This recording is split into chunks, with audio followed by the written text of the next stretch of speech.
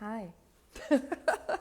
um, my name is Maria Di Gianmarco. I am a creative at the Camp Gallery, and today I'm going to be talking to Lisa Rockford. She's one of the artists featured in our current exhibition in Miami, 64 Women Pulling at the Threads of Social Discourse. Now, if you're currently watching, it is very possible that you were watching a pinch of minutes ago. And we had some technical difficulties, but we're back. So I'm just waiting for Lisa to join. And hopefully we can pick up where we left off, which was sheepskin and sourcing it and the use of it, and also permanent drum tattoos. Oh my God, there you are. Okay, I'm back. I think that was a problem on my end. I apologize about that. It's okay. It happens to all of us. I'm just so sad because I was like very engrossed in what you were saying. I can repeat what I said before. Yeah, please. You left off, or the last I heard was you talking about how your interest was piqued at people having like anti-Trump tattoos. Yeah, Trump tattoos in general. Do you want me to start from the beginning or Wherever, nah, you can keep going. okay. Well, so it started out with just being fascinated, excuse me, with the fact that people were getting Trump tattoos, and I found over 230 tattoos, different tattoos of Trump. And I also learned that there's one tattoo shop in Oklahoma who gives free tattoos if you get a tattoo of Trump. So pro-Trump tattoos, that is. Oh, So okay. I was about to ask. there were several pro, and then several that were more sarcastic or, caricatures of Trump. And so I started collecting those, and I, was already fascinated by the subculture of tattoos because I've had tattoos or had several friends who've had tattoos, and I know, the idea that you could be like ostracized for having tattoos or not get jobs Mm-hmm. because of it. So there's definitely, an interesting polarization about it, or certain rebellion associated with tattoos. So I started using sheepskin for image transfers of the tattoos, and created a couple of flags with the collection of Trump tattoos, on the stripes and the stars area. Mm-hmm. And I like that sheepskin could both represent the idea of like, following something, the way that sheep are kind of known for not being individualized, but following the flock, so to speak, and or be herd mentality, Right. and then also the way that the sheepskin could be very similar to human skin. So I started collecting different hides of skin colors, and then now I've also gotten like bright colors, like pinks and purples or reds or colors like that. Cool. And I mean, ultimately, it is kind of more sustainable than just buying fabric, especially like with how much plastic there is in materials now, no? Right. So I know there's definitely, some debate about whether it's a good idea to use animal skins or not. They're Yeah. beautiful to touch and beautiful to look at. So they're like really lush.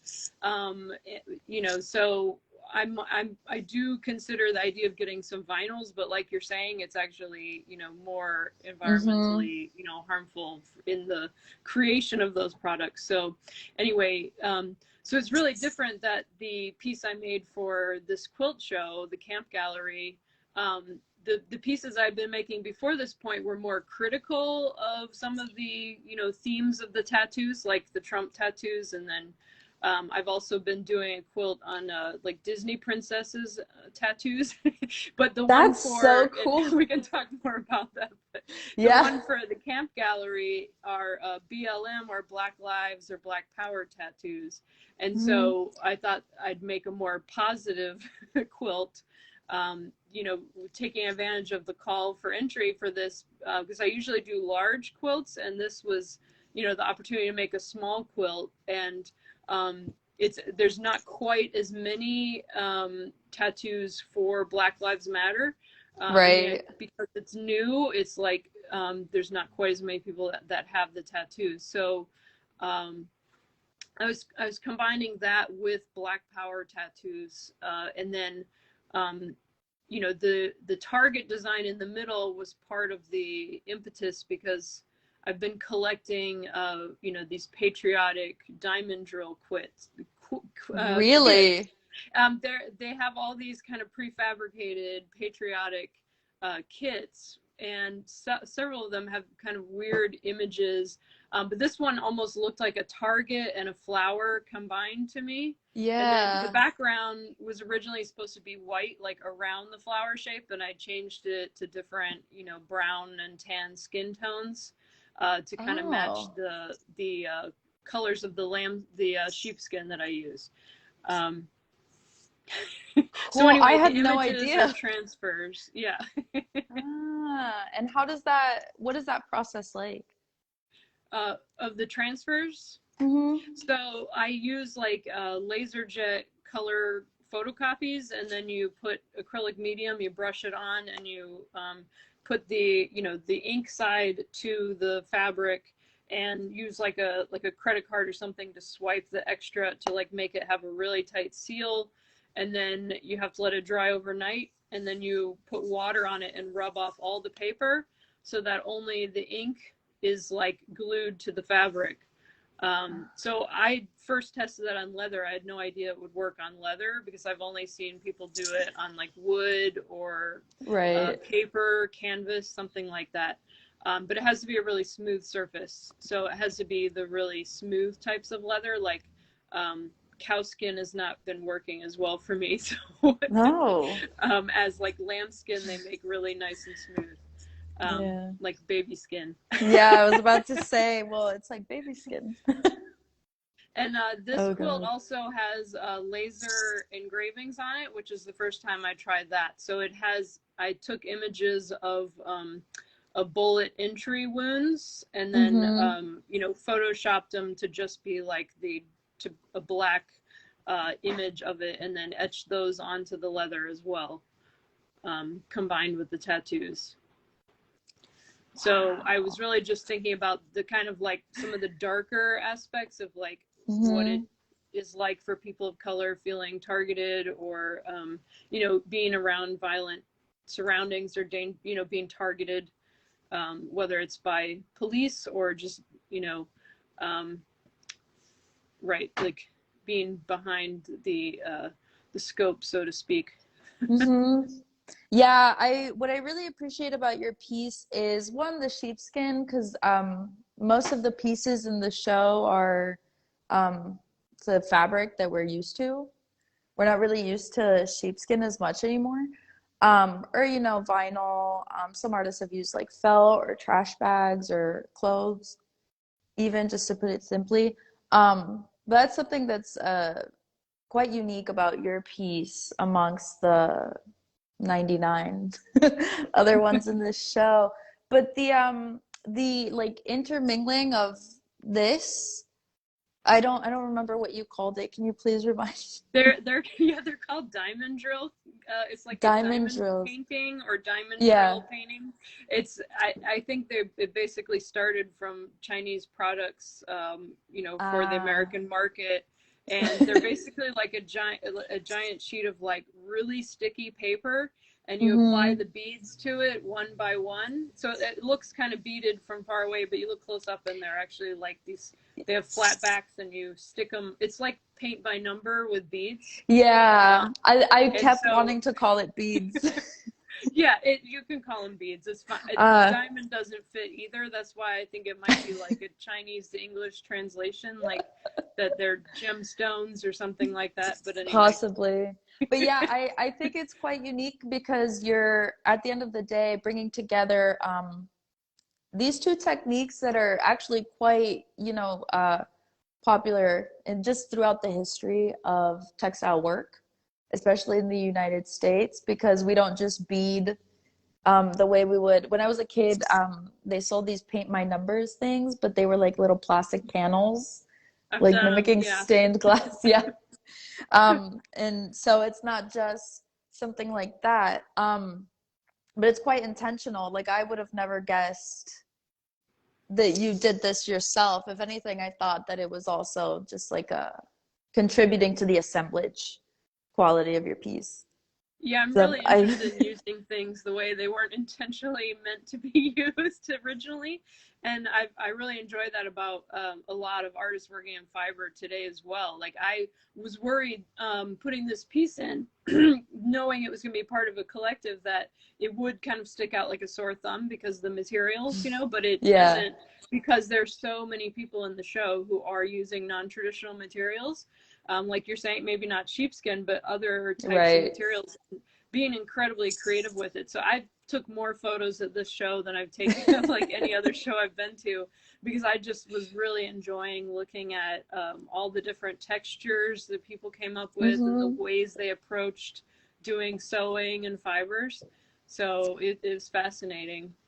Yeah, it's quite special to be able to do this show every year, first of all. But it's also incredibly special to see what people come up with, like how they take something like we want a 24 by 24 piece, and that's it. Like do what you will. It's Right. interesting to see all of the perspectives that came out of it, and to see people just like lean into what's really on their mind or things that they're, wanting other people to talk more about, things that they don't want to be alone with. Um, and so this piece and the subject matter of this piece specifically is your piece is not the only one, right? So the other pieces tackling this, like Sylvia Yapour's, for example, or or Shelley McCoy's, they don't look exactly like this, but they can all fit together. Similar Um, themes. Yeah, and so I think that's quite unique. The other thing is that the show kind of, I don't know the phrasing I want to use, but it kind of it's like a response to the textile as craft Hmm. narrative that we're all so used to. Like even just like, oh, this beading reminds me of this like craft thing I did as a child. We're used to textile work being um, dismissed, I would say, as something serious. And so I Right. wanted to talk with you about that. But I do want to ask you before that, are you like a formal textile artist, or does your work I usually look wouldn't, no, I different? wouldn't categorize myself that way. It's just one of several mediums that I use. So I have used fibers before with like assemblage, and I have started creating quilts, but that is more recent. Mm. And so I've been fascinated with fiber arts for a while. I've curated an exhibit on fiber arts called Fiber Optics.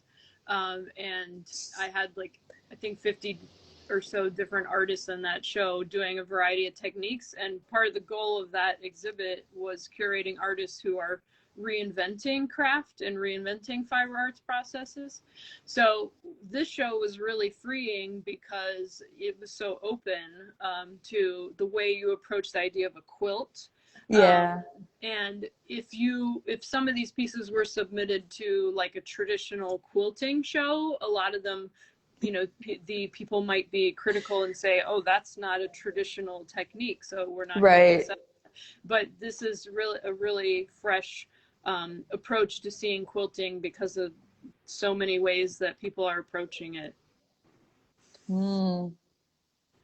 So you Sorry. had, did you say you were going to ask another question Yes, about? yes, yes. So I wanted to know, and especially because obviously a lot of curators are artists, a lot of artists are curators, but more often than not, at least in my experience, very few um, artists are curators and curators are artists.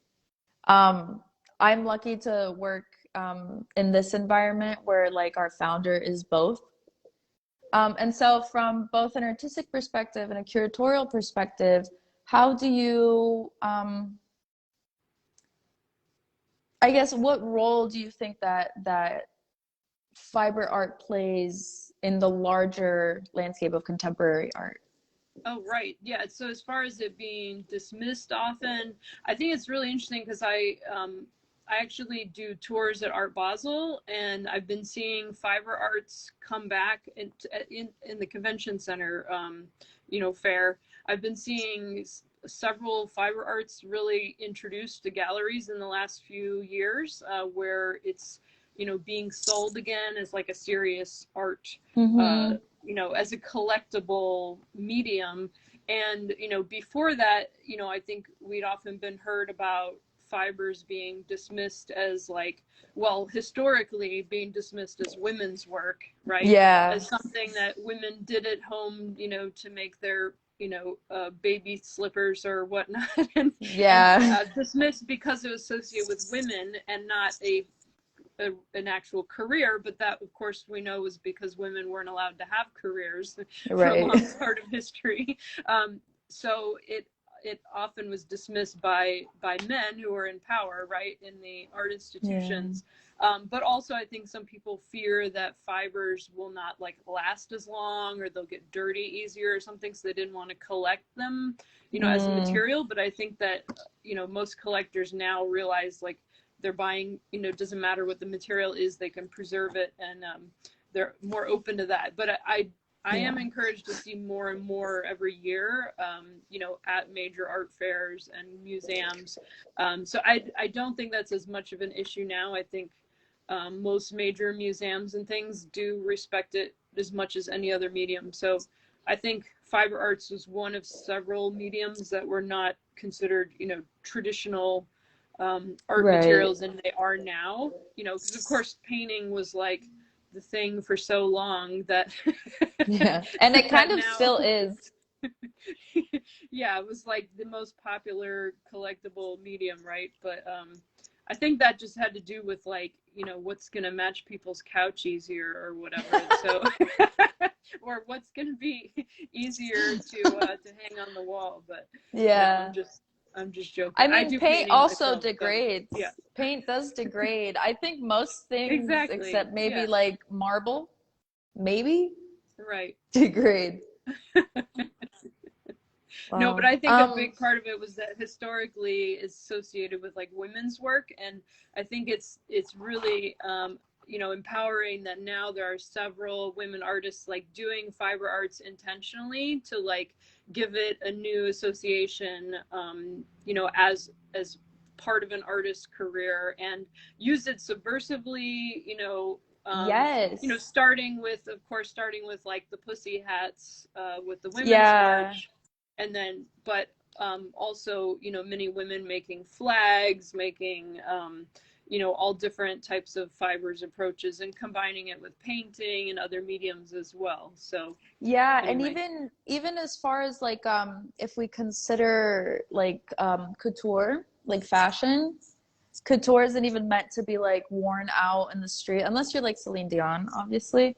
Um, but and it's to make a statement. So textile and subversion, I feel like have always gone hand in hand because there has always been this like textile has always been used as a conduit for like difficult conversations.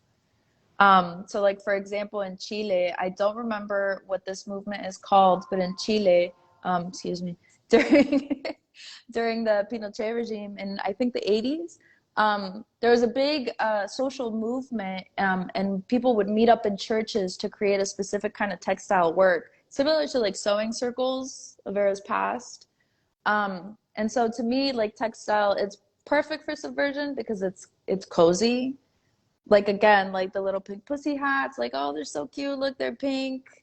People are fighting back, but like Like the you pussy, mean like it's friendly, and so you can kind of sneak yes, up on people with these sort of soft exactly, materials. yes. And then you find out there's something darker going on behind there. Yeah, absolutely. And it's I mean, that's ultimately what we want as creatives, no? Like we want to start that conversation to ignite the flames of somebody's, interrogation of the world around them and the things that they hate, right? Right. So, Like Faith Ringgold learned to make quilts with her mom, and then she started painting yes. on the quilts. And a lot of what I had seen of her work was fairly like friendly, more just like nostalgic images. But then Yeah. last year or 2 years ago, the last time they had Art Basel, they had a solo show of Faith Ringgold's quilts that had very dark, they're more about slavery and Yeah. rape and subjects that were really, kind of dark, but they're on, fabric that looks like you're supposed to put it on your bed. And they said that series had never been shown before, and part of it was that people didn't want to like see the subject matter, or Yeah. weren't open to it.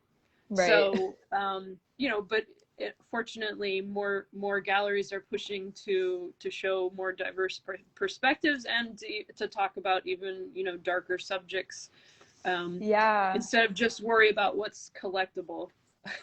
Oh yeah, I think that the focus, like shifting the focus from I guess money. I mean, we all need it, but like in a more intellectual sense, like shifting the focus away from money toward community conversation, and like constructive, productive conversation, not just, being at each other's throats all the time. I feel like art institutions are the perfect space for it. Because what is art, right? Like, well, yeah, who else is going to talk about some of these things other yeah, than people who are naturally rebellious, or kind of people who don't quite blend with society? But and artists are known for thinking outside yeah, the norm, and know how to approach topics in a way that is more original than, because now we have so much noise around us that like you have to have yes, something to break through. And so artists are the ones who know how to think visually, know how to like approach things in a way that other people haven't before. So yeah, they can speak to a lot of cultural topics, and there needs to be many artists speaking to that. yeah. So, speaking of, not to reuse the word speaking, but can you talk to me about what it was like to work on this piece, knowing that it was going to be in conversation with so many other pieces? Right. So I was pretty excited about the fact that this would be, amongst like diverse voices, all different, mostly women, giving perspectives on what they find to be important. Because the theme of the show was about, social discourse, right? So Mm-hmm.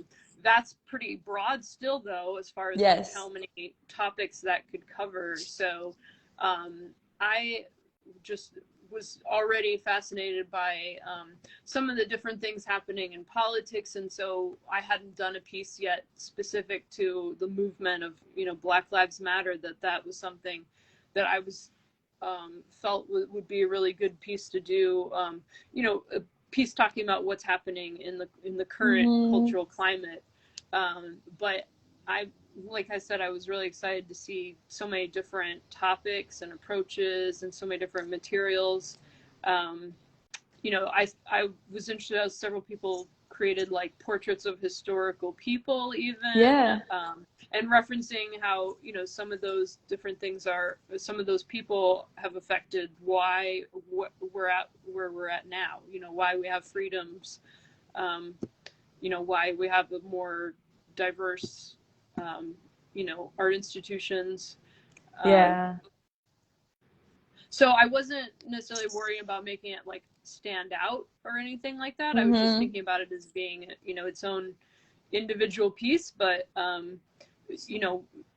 we didn't necessarily know what other people were going to be doing. So it's kind of like, Right.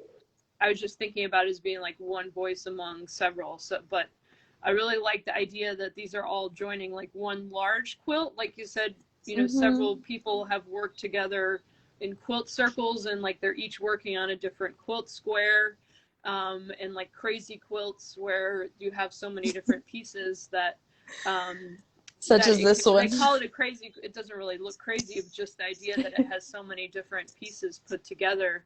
Mm-hmm. That's kind of like what the show is. It's sort of like a crazy quilt in that way. Um, Yes. I would say crazy is the perfect word for it. But it's crazy in like the best possible way. So, just a moment. I have 5 minutes. Sorry. People are trying to come into the gallery. I put a sign on the door that says uh, opening back up soon or something like that. Um, but yeah, just before I let you go, I do want to know. because I know the flags that you made with the Trump tattoos that you spoke about at the beginning, which I think we lost to the ether, sadly. But were I know that those pieces are part of a series. Are you going to be including this in a series? Is it already part of a series, or will you be expanding it? Well, the series is more just that I'm using specific materials of the sheepskin and doing quilts with tattoos, but each one is totally different. So the size is going to be dependent on like how many tattoos I find or how kind of broad that topic is. So the one that I'm working on right now is princesses and butt hearts. Right. And so I didn't know that butt heart tattoos are a thing. If you Yes, look it up, you'll they find are. thousands of butt heart tattoos, which are Yes. hearts, with a butt in them that fills up the Yeah. heart. So anyway, several of those are really. Of course, they're very objectified portrayals of Mm-hmm. the female body, but they're mostly women who are getting the tattoos. Yes. So that's pretty fascinating to me. And also several of them were like supposed to be Disney princess butts. And so I'm combining that with Disney princess tattoos and Mm. his queen tattoos, which often are like his and hers tattoos. But the fact that people are getting, his queen Yes. as a tattoo, that sounds like, Wow. your property, right? And Yeah, it's so like self-branding. yeah, and so that actually is the title of my series, is branded. So it's funny Right. you use that word, because it's Yeah. the idea that you're branding yourself with these tattoos, and people feel like they need to be branded now, like they need to brand themselves. So that Seriously. word itself. So it's interesting how people do choose to brand themselves. Like they often even do put actual brands as tattoos, like a Nike Yes. swoosh or especially Disney. I don't know if Disney has their own tattoo parlors now or what. No. There's like a plethora of Disney tattoos to dig from. And, I've always been a little critical of how much power Disney has as an institution as well. So As you I, should, as you I should. don't know if you can see, these are like some of the squares that I'm working with. So this is like pink sheepskin. So I have some Cool. godmothers, and these are like laser engraved, text of like of people's princess tattoos. So like anyway, these are just like some of the pieces that I made recently. So this is like one of the image transfer ones. This one I got the cow skin to work, but anyway, those Cool. are just These are examples so of like cool. that. So this quilt's probably going to have about 400 pieces. The one with the next largest one I made was pizza tattoos, and that was like coincidentally at the same time I was collecting those around the same time as like Pizzagate and like these kind Oh of my weird God. conspiracy theories around Hillary. And I didn't even know about all that when I was making this. I Right. just partly I love pizza, but also Same. I was fascinated how many people have pizza tattoos. So I have different groupings like religious pizza and like UFO pizza and pizza cats and like Oh my God. sexy pizza. Like there's like pizza with female anatomy on it, Yeah, and like yeah. Oh my so God. anyway. Oh my God. So It that one sounds was so probably, I cool. think that quilt was about 400 pieces, and most of those are image transfers, like within the quilt. So that took the whole Wow. summer for me to make last year. um I'm blown away because I have a background in anthropology, so like listening to you now, in my mind, these quilts are like a cultural archive. For real. Like, Exactly. No, that is one of the 'cause words I use in my artist statement. Actually, you're oh like really? syncing with me here, because yeah, that's actually what I'm talking about, is like artifacts from our present culture. Maybe 100 years from now, 200, 500 years from now, people Hmm. might question what these things are, or maybe Call tattooing it won't be a thing ritual. anymore. But right, historically, tattooing goes a long way back. But as far as Hmm. what people choose to get tattoos of, is very representative of like trends in the current culture. So Yeah, and that's also like their fascinating. values, their cultural values often like, you know, it's Yeah, not the same as like mores. Maori tattoos and stuff where like oftentimes Maori women will tattoo their face, and I think other Polynesian ethnic groups also tattoo their face. Um but for like Right. what does it say about There's us? actually sorry, there's actually a lot of research that I need Hmm. to get more into with tattoos, and there's a professor I know at FAU who's written, you know, essays about tattoos and art, and so I know there is a lot of research about Yeah. the, you know, cultural histories of that. So you know, I'm probably mainly looking at American tattoos, but you know, of Yeah. course, But I'm what does interested in it like the say pop about American cultural culture? tattoos. Yeah. Like American culture, like a, you know, anatomically adjacent pizza iconography. Like what is like when they discover that person, when they discover their remains and their tattoo has lasted, you know, all this time and they've been mummified or something like that.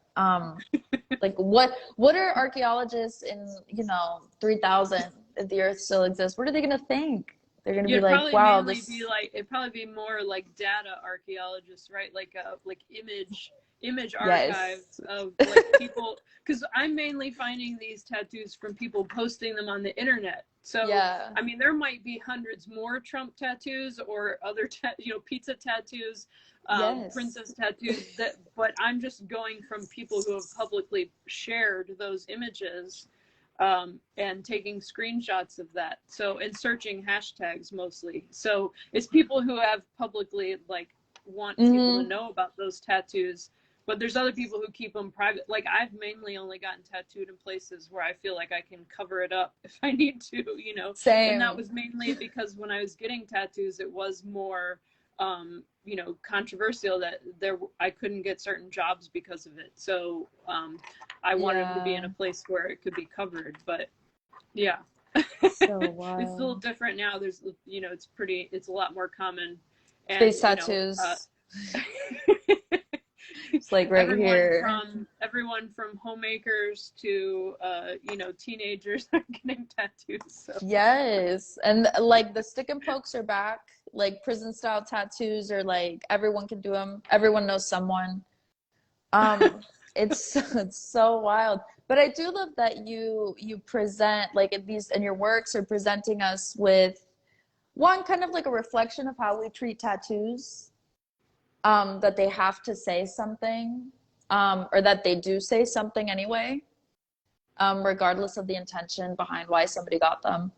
Um, and also just like an American fascination with tattoos, not just getting the tattoos, but also criticizing the tattoos, stigmatizing tattoo practices. I really enjoy that about your work. I don't know if that's what you're doing, but that's what I'm perceiving. well, right. So this piece in the show is a little bit of an exception to my other works. My other series is from the branded series because it is a little more celebratory, but it's critical more of like the cultural, you know, cultural racism. So it's Yeah. critical in that way.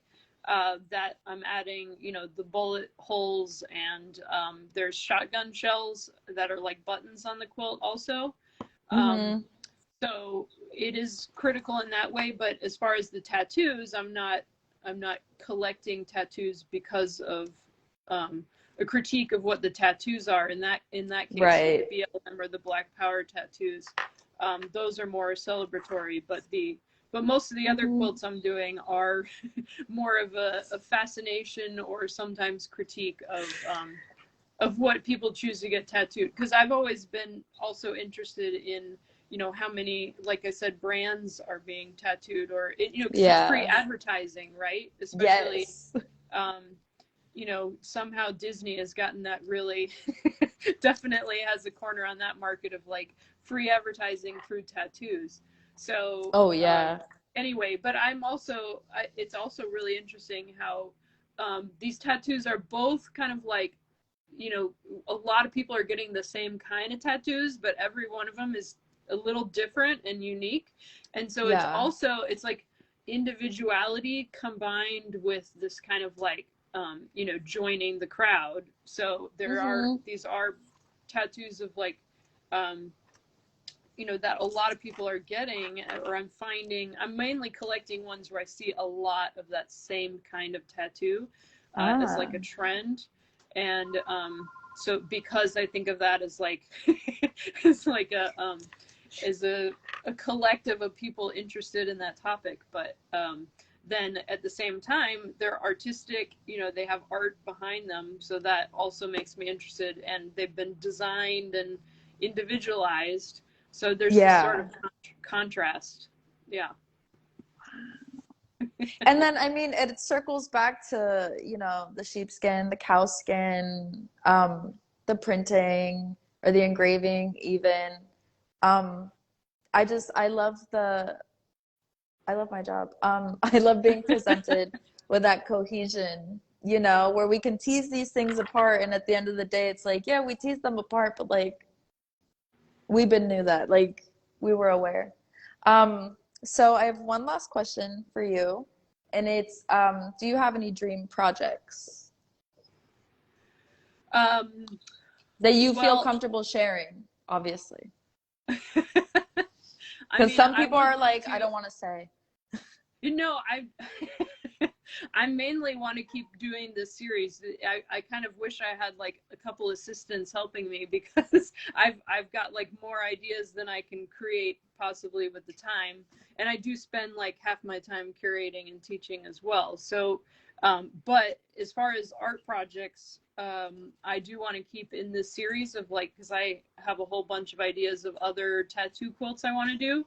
And I really just started this series, so that's the main thing I'm focusing on right now, is like collecting. Like, I'm often just mining the internet and collecting the images, and then spending time photoshopping them and like transferring them, stitching them, etc. So there's a lot of steps in the process. So they're more like bigger pieces, and there's fewer of them than like things I can whip out really quickly. But yeah, I would say I'm, dreaming of making just a long series of these, But I love that that's your answer. I'm really excited to just like catch up with you and see like what the tea is on these installations, even like on these surveys, on these archives that you're creating. And so just lastly, what do you have going on? Like, where else can people look at your work? What's up? What's up with Lisa? Well, I've mainly been working on my curating right now, and I've been, spending my spare time making these quilts behind the scenes. But as far as exhibiting, this is the only thing I have on view right now, because I was just in a faculty show and that just came down. Sweet. But I have a show that I'm curating in Los Angeles that's opening at the Torrance Art Museum in January, I believe. So like mid-January that opens. So that's exciting, because that's the first time I'm curating outside of Florida. But Congratulations. So as far as that's art, actually major. I'll have some things showing soon, but I only spend like 1/3 of my free time on the art side. So like you said, I'm split between the full-time teaching, like pretty much full-time curating, and then all the rest of my time on my artwork. Oh, well, I can only imagine what it would be like if you had the ability to fully focus on your artwork. I feel like you would also be covering an entire space with patchwork of tattoos and I opinions. forgot. I am in a show in January at Florida FAU. It's a show that was supposed to be up last year during COVID, and they turned it to a virtual show. It's called Why Shouldn't We speak about these things at the table? It's a long name, but it's about I've heard that before and said political topics. And I have a very large scale installation that is going to be part of that show in January. Or it might be February actually, but anyway, next year 2022. Look for that. Yeah, 2022.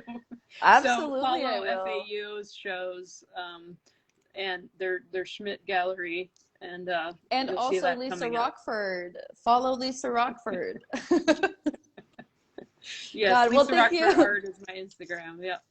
Thank you so much for taking the time to talk to me today. It's been such a pleasure. I've been looking forward to this for the last, I don't know how many weeks it's been since I first sent out the email requesting a live interview. Um, I'm so grateful to have gotten to know you through this show. Well, And thank you grateful for for what you've selecting my brought. work. Yeah, and for featuring it, and it's been a delightful conversation. So I hope to see you again Yeah. at a future show. Absolutely. Thank you so much. And if anybody's interested in coming to see the show, like the lovely people who have been super kind and gracious and patient waiting outside, it's up until tomorrow. I know that somebody asked that in the comments while you and I were talking. The show ends tomorrow. Gallery will be open from 12 to 5 as usual. And then we'll be taking the show down and preparing for next month's show, And which I'm not going to give away. is there a virtual version of it? Absolutely. Of this show? Yeah. Yeah, if you go on our, oh my God, oh, a plug.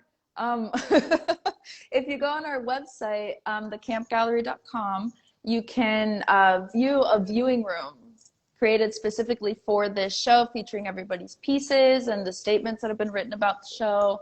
And I think that there might be a video showcasing all the pieces on FAMA's website, which I believe is Fiber Artists Miami Association. That's .com. I awesome. could be You wrong. guys were so generous in like documenting and posting, all 99 pieces or whatever, or 63 women's artwork, right? 68 So 60, artists. 68 now. Okay. Yeah, 68 artists. It's primarily adult women of varied experiences. 100-year-old or nearly 100-year-old artist, Stella Resnick. And A not all from 4-year-old South Florida? artist. No, at all. There are artists from Mexico, from Argentina. Sorry, I'm like looking around. Artists from New York and from Connecticut and more. And like the variety of people's backgrounds is already crazy. Like everybody's from somewhere different than their quilt neighbor. So it's insane. But I'm going to let you go. Thank you so much again for talking to me. And again, the show's up until literally tomorrow, November 13th, And I'm 12 to glad 5 it's p.m. living on online too. So if anybody can't drive there tomorrow, but Literally, if you can't drive, bike, skate, walk, Uber, bus, I don't know what else. Because you can't train to North Miami. Okay, well, everybody follow Lisa at Lisa Rockford Art, correct? got Lisa Rockford Art on Instagram. Please check out her website. Is it just lisarockford.com? Or is it also? Yep, that's it. Yeah. Excellent. And I look forward to seeing your upcoming princess projects and your pizza projects. All right. Thank you. Bye. Bye.